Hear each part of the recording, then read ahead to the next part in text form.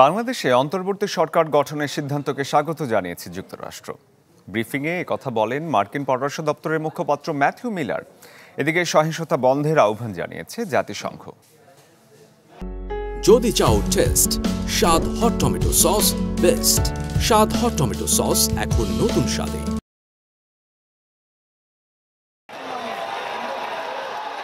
ছাত্র জনতার অভ্যুত্থানে পতন হয়েছে শেখ হাসিনা সরকারের।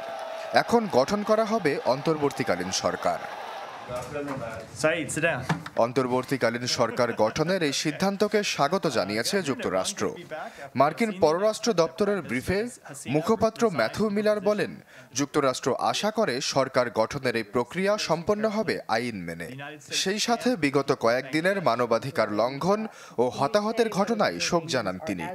অনুরোধ জানান সব পক্ষকেই সহিংসতা বন্ধের। বাংলাদেশের জনগণের পাশে আছে যুক্তরাষ্ট্র। গেল কদিনে অসংখ্য প্রাণ ঝরেছে। সামনের দিনে পরিস্থিতি শান্ত করতে সব পক্ষকে সহিংসতা এড়িয়ে যাওয়ার আহ্বান জানাই। অন্তর্বর্তীকালীন সরকার গঠনের সিদ্ধান্তকেও আমরা স্বাগত জানাই। এই প্রক্রিয়াটি হতে হবে বাংলাদেশের গণতান্ত্রিক আইন মেনে। গেল কদিনে মানবাধিকার লঙ্ঘন ও হতাহতের ঘটনায় আমরা দুঃখ প্রকাশ করছি।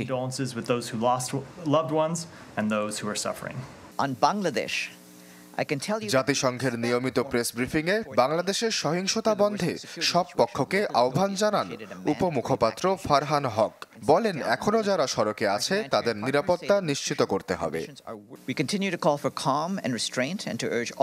বাংলাদেশের পরিস্থিতি খুব কাছ থেকে পর্যবেক্ষণ করছে জাতিসংঘ। আমরা সব পক্ষকে সহিংসতা বন্ধ করতে ও শান্তি বজায় রাখার আহ্বান জানাই।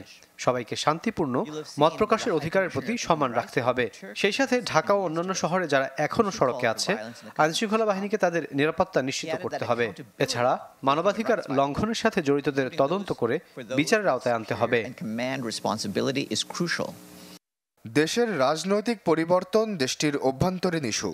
প্রেস রিলিজের মাধ্যমে একথা জানিয়েছে রাশিয়ার পররাষ্ট্র মন্ত্রণালয়। দ্রুত সাংবিধানিক পদ্ধতিতে ফেরার আহ্বান জানায় মস্কো। আইনের শাসন প্রতিষ্ঠার আহ্বান জানিয়েছে কানাডা।